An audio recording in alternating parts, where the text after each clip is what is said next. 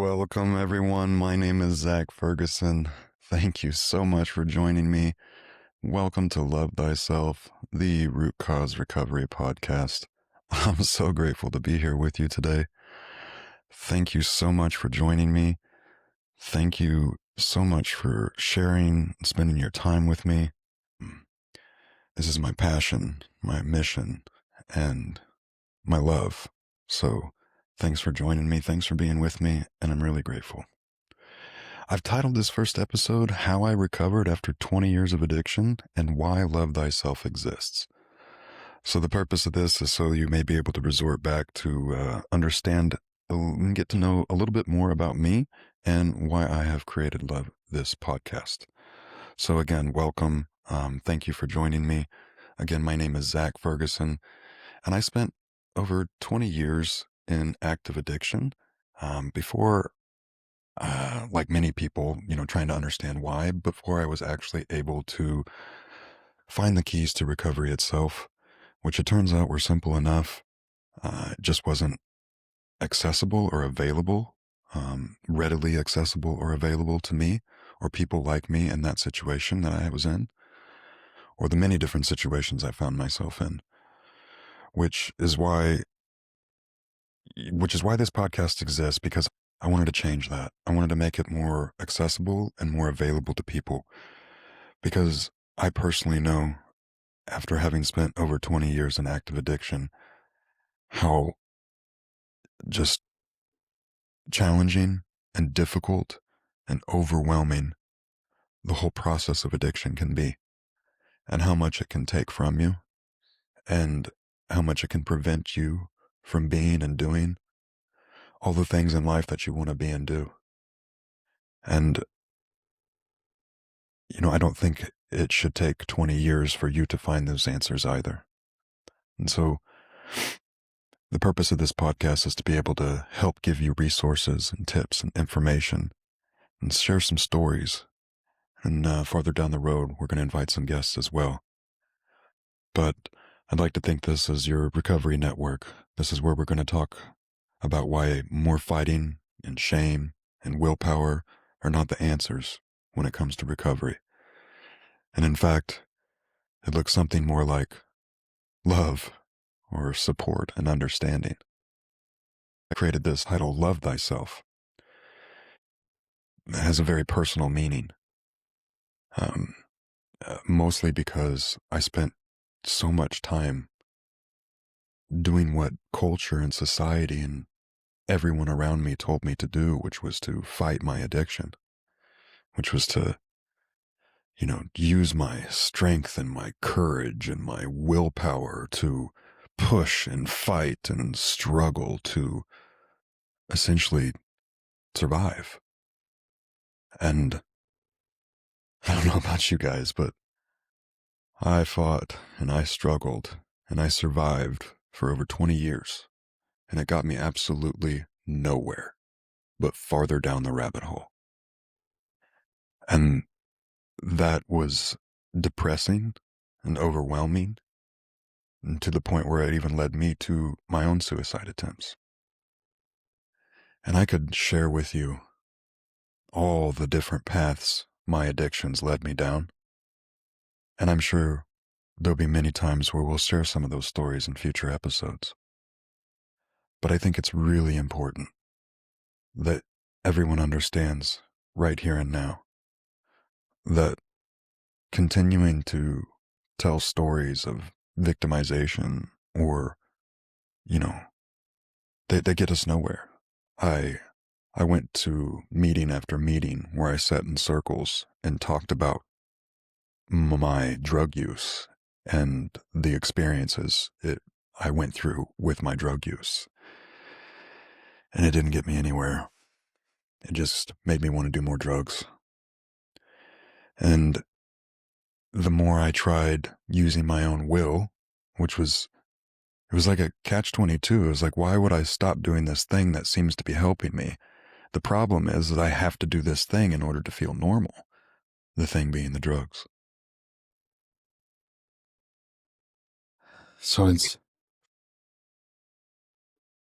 at the end of the day, what I learned is that I could fight, I could push, I could pull, I could use as much strength and courage as I had.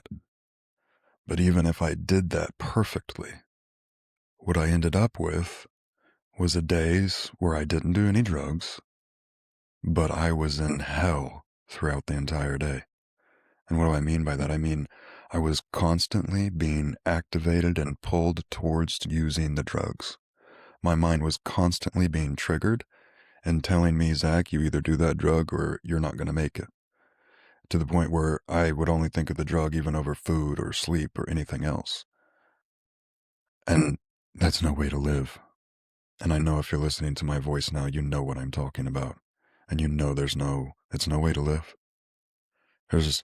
Until you get to the root of your addiction, that will always persist. You can manage symptoms or use willpower or fight or struggle all you want. But I promise you, in my own experience, I came to find that only gets you more fighting, more struggling. And I'm going to use a very simple universal principle here. You know, when you go looking for a fight, you find one. And why is that? It's because it's a universal principle that where you apply a force, an equal and opposite force will be applied back. And fighting is a force. I'll tell you right now, love is power. And there's a very big difference between power and force. And so, if you're like me, or the younger version of me, you may have spent a lot of time fighting your addiction or trying to use force to recover. And what you found in your experiences, however colored or varied they may be, they all had one common denominator, which is that they all push back with equal and opposite counterforce. It's not my preference, guys. It's just a universal law. So it makes sense that if we want to work, we can't change the law. We might as well learn to start working with it. And what I learned is that there are other tools outside of force that have the ability to create the experience I want faster and quicker. And the experience I want, just like I imagine you, is to get rid of my addictions. I don't want to be addicted anymore. I want to be the human being that I know I am and can be and have the life I want to desire. And so the tool I'm going to suggest and spend a lot of time talking about and have named the podcast around is love, and loving thyself is love. And by love, I mean support and understanding. It's not egotism or self-indulgence, or I mean love, the thing that connects and binds and trusts all things. So love is not a specific thing. It's all things. It is the most powerful of all things that have the ability to create change. And it turns out love was the very thing that turned my life around and ridded me of my addiction and gave me back everything that I was looking for. So, my friends, I'm here to tell you, you actually don't need anything other than love to recover from your addictions. And more specifically, the type of understanding and support you're going to give to yourself is the key to your recovery. And that's going to look a little bit different for every person. So we're going to spend a lot of time talking about different tools, because different experiences are going to require different tools. And so I like to think of it kind of like a toolbox approach. We're going to create, specific tools for you to use in your toolbox based off your experiences as you go through, so that you can recover as well. So recovery looks a little different. Everybody's going to use a little different tools, but at the end of the day, it's the same root cause we're all working towards. And let's just go ahead and talk about that. What is the root cause to addiction? And I'll tell you, it's pain. It's needs not being met. Addiction, if I was to describe it to you in an objective 3D version, your addiction is an obsolete, adaptive survival strategy. We'll spend a lot of time talking about it, but that's the most concise and shortest way that I can share it. But in short, essentially, your nervous system, like my nervous system, wasn't able to process information, most likely because it didn't have the capacity at the time because it had yet to develop, which then caused that information to be stored, to later be processed. But the issue is that each time we come into an environment that reflects or mirrors the past trauma or experience that was painful, then the nervous system activates. And the activation is the trigger. Well, there's the stimulus that's the trigger that activates you, which then leads you to having thoughts about using or escaping or anger or the many different things that we have found as current tools to try to survive, that we don't even understand why we're using them, and we don't even want to use them. Like, I can tell you how many times I didn't understand why I was doing what I was doing when I did it, it made sense. But later, once I got sober and looked back, it's like, how could you possibly think that was the right move? Well, I'll tell you, it's because I didn't have a choice. The thoughts that were created were based upon protecting me. And my body is always going, and your body will always prioritize survival first. And we want that. We don't want to get rid of that. That's a good thing. The key is we just need to update it and let it know that, process that information so that we can move on and no longer be triggered or activated. So again, we'll talk about what it means to be addicted and what addiction actually is, but the shortest definition I can give you, it's an obsolete adaptive survival strategy. So it's a strategy we used in order to help keep ourselves alive, and it's more or less a tool, and the tool worked for a really long time and it was successful, which is why we continue to produce thoughts to use it. However, I use the word obsolete because it no longer works anymore. You can think of something like a pair of shoes, right? Like, I buy a pair of shoes because I play handball and it's like it's on a tennis court, and so there's pavement, and I wear the traction down on the shoes rather quickly. So when I first get the shoes, I put them on and I use them, and this is an amazing tool, right? I can't run barefoot on that track very far, but as soon as I put these shoes on, I'm cushioned, I can move, I can stop, I can quickly accelerate. It allows me to outperform it more than I could before. So it increases my ability to perform. Now, I keep wearing that shoe over and over, and I keep using that shoe over and over. What eventually happens is that shoe's, the bottom of it wears down, and that sole doesn't have any traction anymore. Now, is the shoe bad? No. Do we want to beat the shoe up because it lost traction? No. It did its job. It helped us. It supported us for the entirety of its life until it no longer could. But am I going to beat that shoe up? Like, when it's time for new shoes, do you go grab your old shoes and start cussing at them? Absolutely not. Well, let me tell you, friends, you shouldn't be doing that to yourself about your addiction either, because shame is one of the very things that's continuing to keep you locked in the cycle of addiction.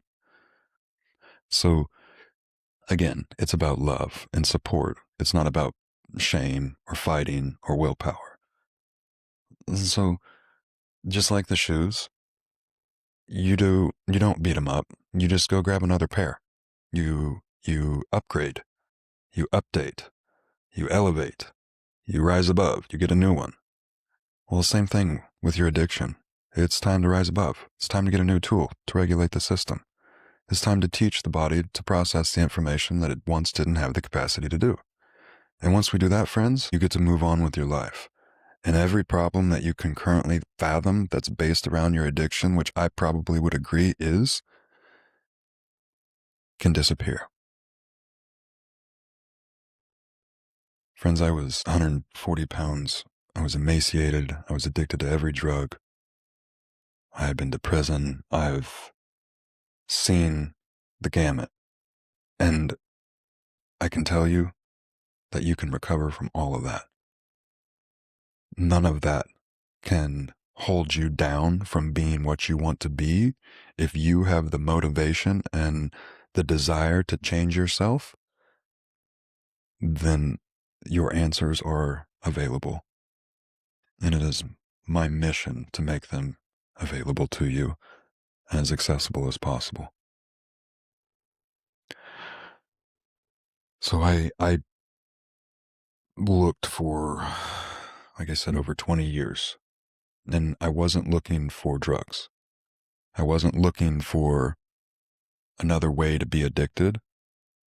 I was looking to understand what was actually happening beneath my addiction, which was that I was looking for relief. It was obvious that I was in pain. And when I took these substances, the pain would go away. And it makes sense that if I'm wired for survival and I'm in pain and pain's a problem, that my body would continue to produce thoughts to remove the pain. Nonetheless, I was looking for relief and I couldn't find it. And I was still dealing with the symptoms of my addiction. I wasn't dealing with the root cause yet. And so I would take a drug to the point in which I could no longer take it because if I took more of it, one, I either couldn't afford it or I was at a level in which I would likely overdose. And so I would, wean off, detox, and move on to the next one. The next solution I had to remove my pain. You could also see that as the next drug I took. So I tried a lot of approaches to recovery. I tried almost all the different drugs. I did the ones that they even, like Suboxone, and I did it all. And it didn't matter if the person that gave me those substances was in a white coat. That was in a very clinical environment that called himself a doctor, or it was a person in a dark alley with an all-black shirt on that called himself a gangster and a dealer. Either way, they all peddled the same thing, and it was called pain relief. The only difference was who was making the money off my pain relief. And to look back, I was really just treating symptoms more than the actual causes, which is all those drugs can actually do, is try to mask a symptom, which is the pain, which is actually identifying more of an issue.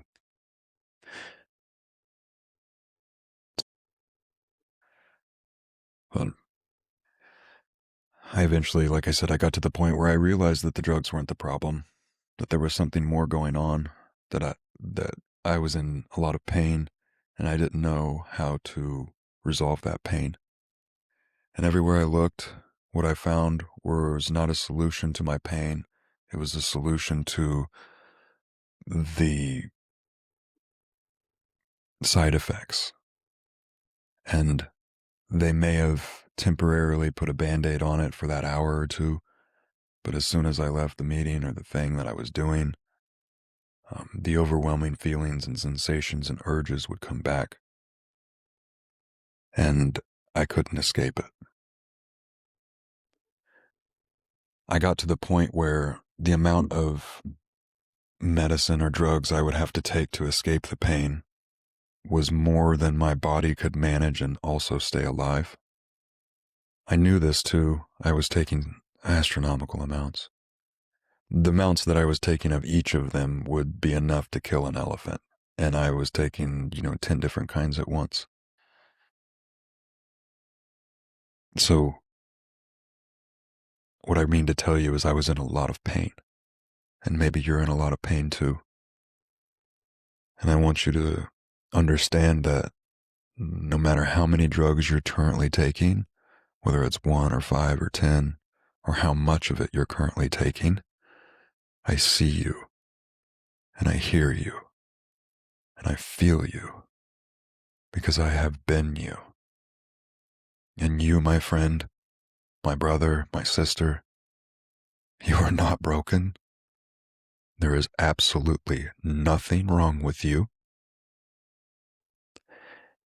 And if anybody wants to tell you otherwise, they don't have the slightest fucking clue what's going on with you.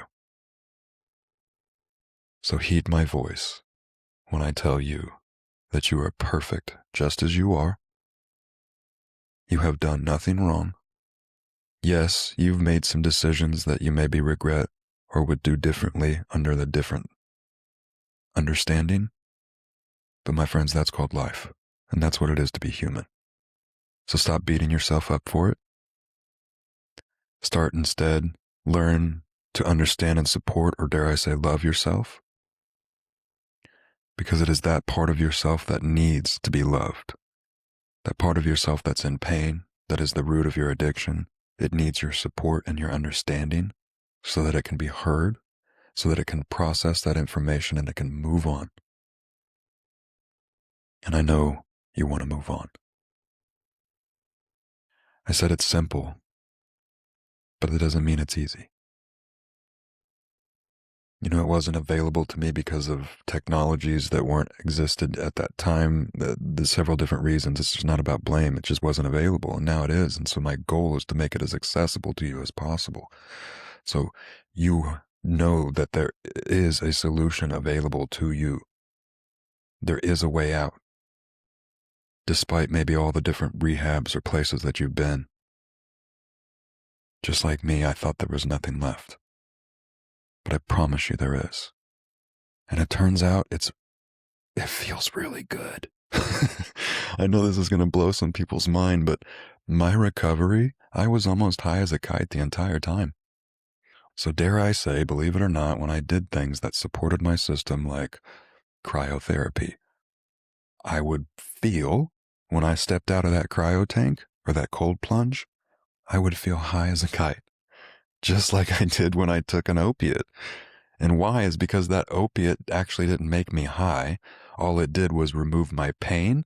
And the removal of pain brought me up like 4 notches from where I was. And that elevation or that increase was a feeling of going higher. I didn't actually become higher than any normal human being could be. I just didn't have as much pain as I did before. So again, drugs aren't the problem.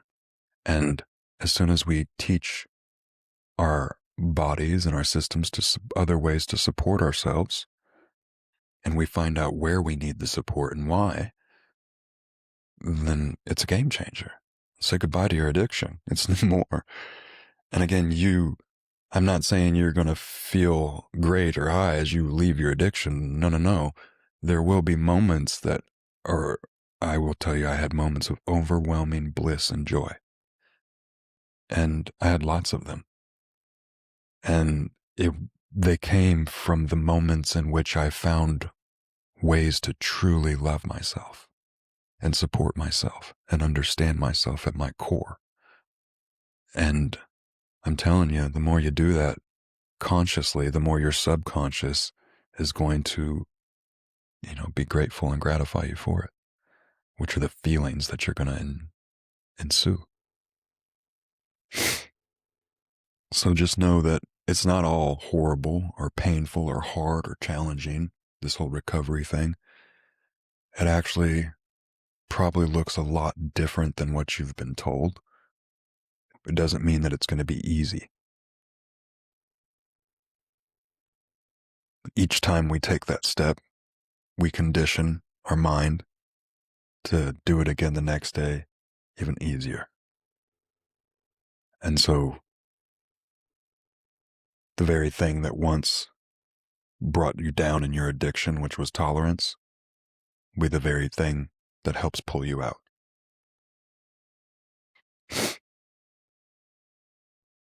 You just learn to tolerate more love and more support. And turns out your body enjoys that. And it's going to make you feel good while you do it.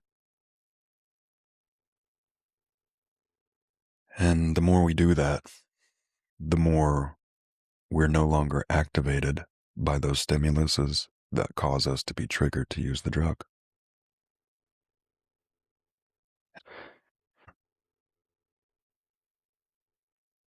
Not shame or self-judgment, but curiosity and love and support. We're going to talk about trauma. We're going to talk about survival responses, spiritual principles of recovery, practical recovery processes and tools, and just honest conversations about healing in general. And a short disclaimer there about healing. I just want you to know that I want you to heal as much as the next person or as much as you want yourself to heal. And I say that with my heart because I've been in a position with addiction where I was looking at death's door multiple different times and even crossed over and came back. And so I am just beyond grateful to have come to the understanding that it turns out nobody could give to me my recovery. It turns out it was only something I could give to myself. And it's because that's how healing works. All healing comes from within, and it's not something that can be given to you. It's only something you can give to yourself. So when it comes to your recovery from drug addictions, I'm going to do my best to give you every bit of understanding and make it as easily accessible and readily available for you to do this with and for yourself as possible. But know that only you can do it. Just know that it can only come from within. I can only show you the tools and show you the way. It will be up to you to take the steps and to do what's necessary in order for you to recover. Which again, I promise you it's going to look a lot different than what you think. But more on that to come. So I guess that could be a good spot to wrap this one up. I hope you better understand why I created this podcast, a little bit about me, be some more stories I'm sure to come, and again, like I said, some guests. All right. Thanks, guys. If this resonates with you, you're in the right place. Thanks for listening.